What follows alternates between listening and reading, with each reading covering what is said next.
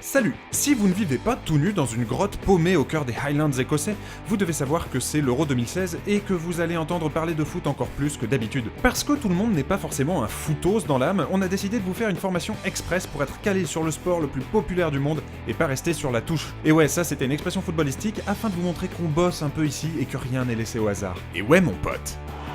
Numéro 1, il était une fois le foot!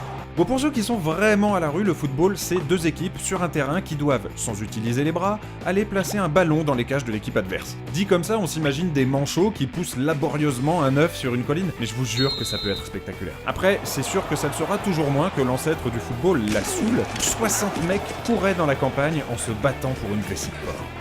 Numéro 2, l'épineuse question du hors-jeu.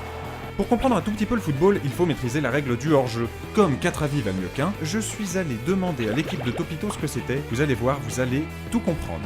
Monsieur Nostromo, est-ce que vous pourriez nous expliquer le hors-jeu, s'il vous plaît? Le hors-jeu. Bien sûr, je sais ce que c'est. Dites-nous alors. Bon, c'est très con, c'est tout simple. C'est...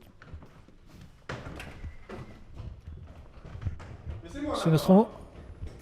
Ben oui, c'est quand un copain qui tient à gigue, tu fais une chistera et après tu rentres dans la gueule. T'es sûr? Ben c'est ce qu'on m'a dit à l'école du rugby, à l'école de l'Ovalie, quoi. Alors oui, c'est très simple. C'est quand le joueur sort du terrain. Il est hors jeu. Si c'est drôle.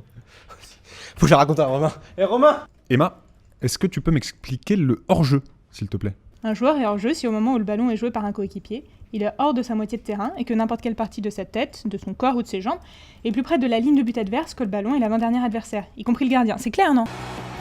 Numéro 3, qui joue et comment? Être supporter de foot, c'est défendre les couleurs d'un club, mais c'est aussi s'identifier à un pays, un peu comme à l'Eurovision, quoi. Et comme à l'Eurovision, certains pays font ça mieux que d'autres. D'abord, il y a le Brésil, ceux qui jouent en jaune. Chez eux, le foot, c'est une religion, alors quand ils perdent, c'est un drame national. Et puis il y a l'Italie, eux, ils jouent en bleu, et c'est un peu nos frères ennemis, ceux qui parlent mal de ta sœur sur le terrain. Et puis il y a les Allemands, alors eux, ils jouent dur, c'est un peu des sévères, ceux qui gagnent toujours à la fin. Ah, et puis il y a nous, la France. Alors nous, on a gagné une fois, et puis on s'en est toujours parmi. Du coup, on chante souvent du Gloria Gaynor en regrettant Zidane.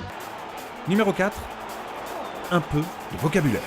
Le football, c'est un univers à part entière avec ses peuples, ses guerres et donc aussi sa propre langue. Alors certes, si on écoute certains footballeurs, on se dit que les comprendre, c'est mission impossible.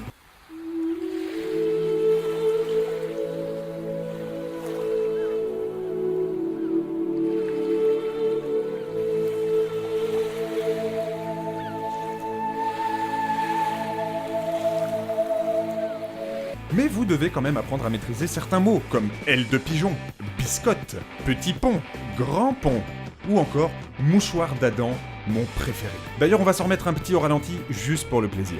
Regardez-moi ça comme ça. Numéro 5. Qui sont les gens autour du terrain qui crient très fort? Si vous écoutez les détracteurs du football, ils vous diront que les supporters sont au choix des gros beaufs fans de Johnny, des gros fachos hooligans fans de Johnny, ou des gros hipsters fans de Johnny mais ironiquement. C'est peut-être un peu vrai, mais pas que.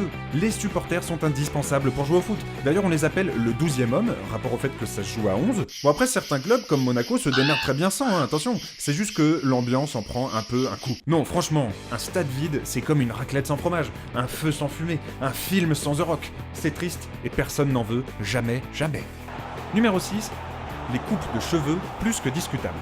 Nous, sur le principe, on n'est pas sectaires, on est des gens cool. Et on veut pas vous dire ce qui est bien ou ce qui est pas bien. Mais quand même, il y a un véritable problème capillaire dans le football et il fallait en parler parce que ça ne date pas d'hier. Sauf que les gosses, ils veulent imiter qui aujourd'hui? Leurs idoles. Et on dit quoi, nous, à nos gamins? T'as pensé à ça, Neymar? T'as pensé à ça, Pogba? Numéro 7, la simulation. Autre caractéristique majeure du footballeur, il a une très légère tendance à surjouer la douleur. Qu'importe où on le touche, il tombe en roulant, se tient le visage et souffre bruyamment, comme s'il avait oublié qu'on avait le ralenti, et qu'on voyait très bien que c'était du chiquet total. Du coup, ça donne de vraies belles performances dramatiques dignes d'une Marion Cotillard au top de sa forme. C'est aussi pour ça qu'on regarde du foot. Même quand il se passe rien, on n'est jamais à l'abri d'un truc chouette. Numéro 8, on ne regarde pas avec n'importe qui. Maintenant que vous connaissez mieux le principe du soccer, c'est comme ça qu'on dit aux États-Unis, sachez qu'il y a des règles pour regarder tranquillement un match dans son canapé et notamment des personnes à ne jamais inviter. Par exemple, le gars neutre, qui est pour les deux équipes, je sais pas trop. Ça ne se fait pas, c'est pas possible. Et puis il y a aussi celui qui croit qu'il est au stade et qui ramène sa corne de brume et ses tambours. Ça c'est non. Et puis il y a le pire du pire, les gosses, ceux qui touchent à la télécommande, ceux qui veulent aller pisser au moment du 1-0. Non vraiment, soyez prudents, matez-le tout seul au pire. Voilà, on espère que vous en savez un peu plus sur le sport le plus connu du monde. Nous on vous laisse, on a des maillots de l'équipe de France à acheter. Allez les bleus!